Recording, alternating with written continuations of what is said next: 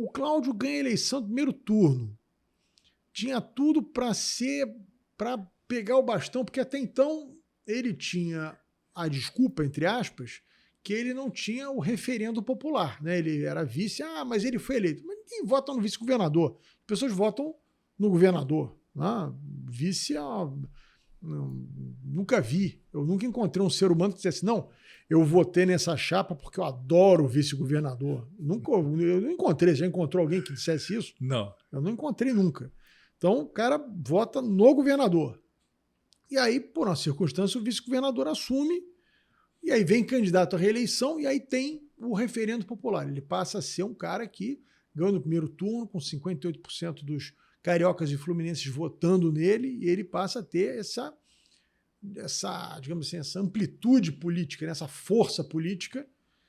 E aí eu vejo ele meio que abrindo mão disso. Ele está abdicando. Qual a análise que você faz disso? Porque ele hoje era para ser o grande eleitor do Estado, está dando as cartas aí em vários municípios. Eu vejo, em alguns casos, eu ando pouco no interior, mas o pouco que eu ando, eu vejo que tem o candidato do Washington Reis, tem o candidato do Luizinho, tem o candidato do Rodrigo Bacelar, tem o candidato Altineu.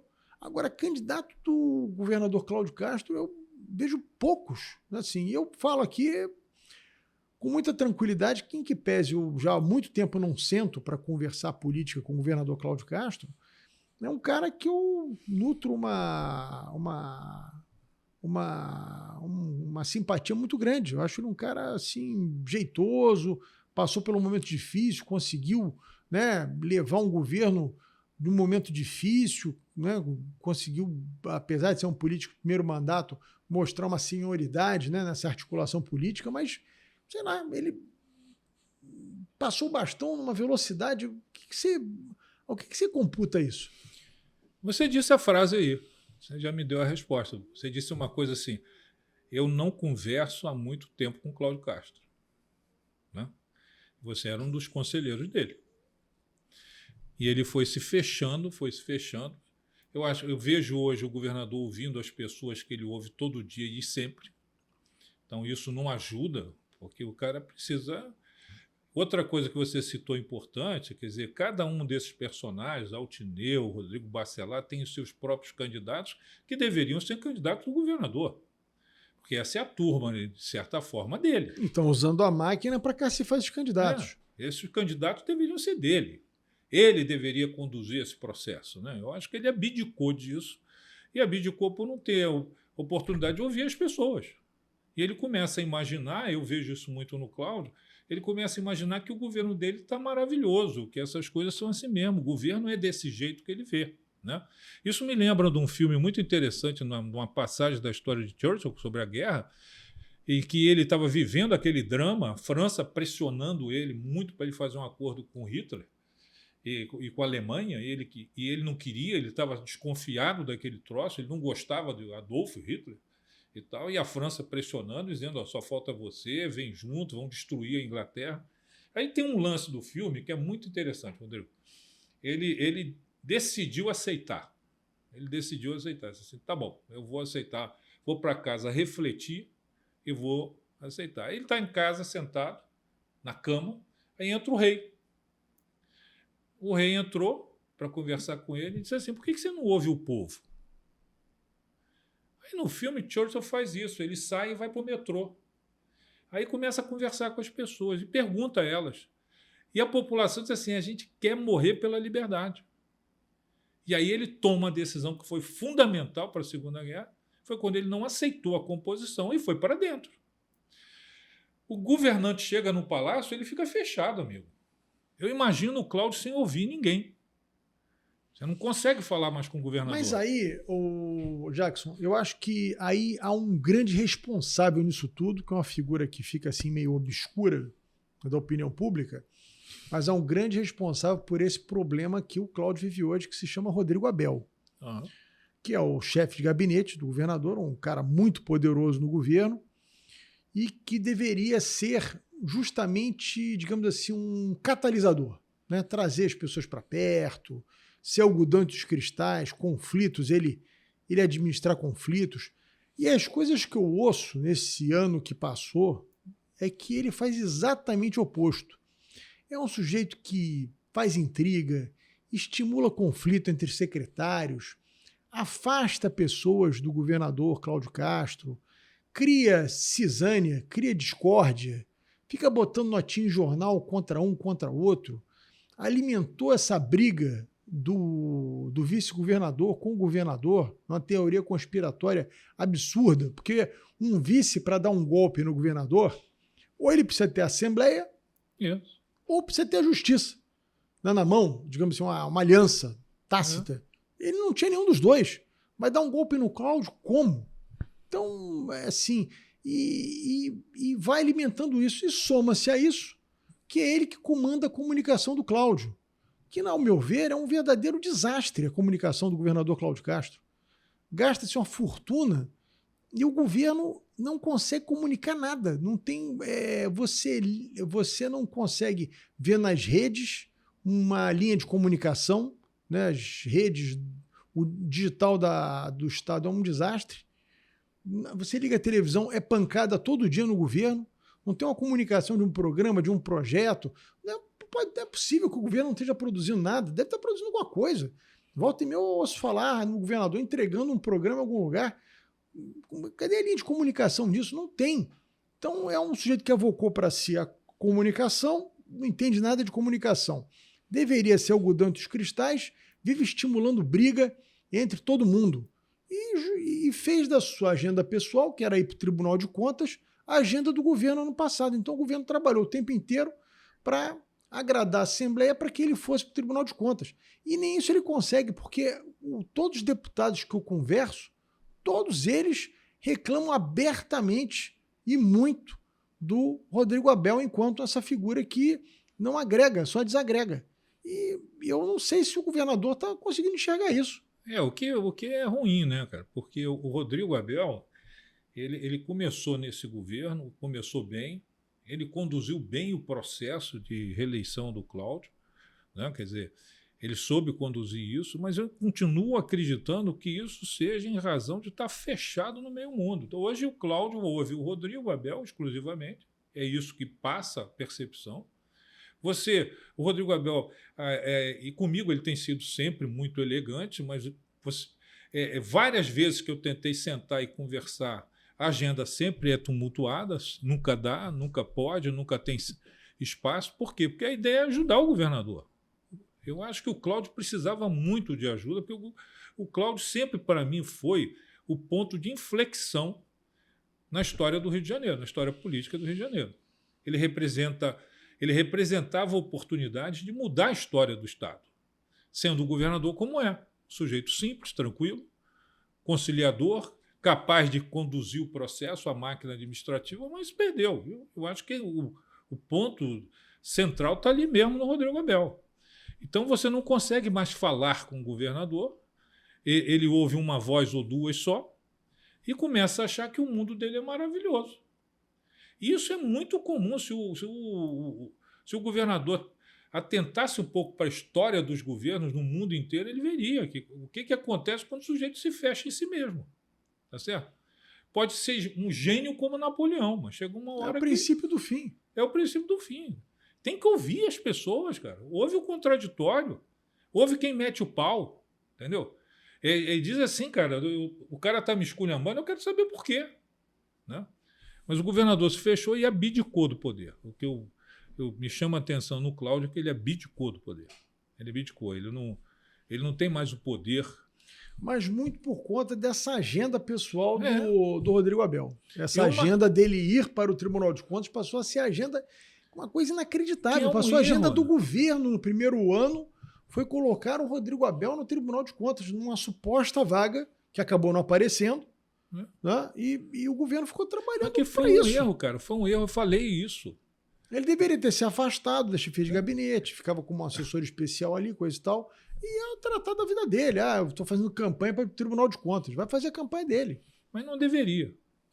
Eu, quando tive a última vez que estive pessoalmente com ele, e fui objeto de um gesto de muita gentileza do Cláudio, eu fui almoçar com o Rodrigo, sentamos lá faz muito tempo, cara, faz anos.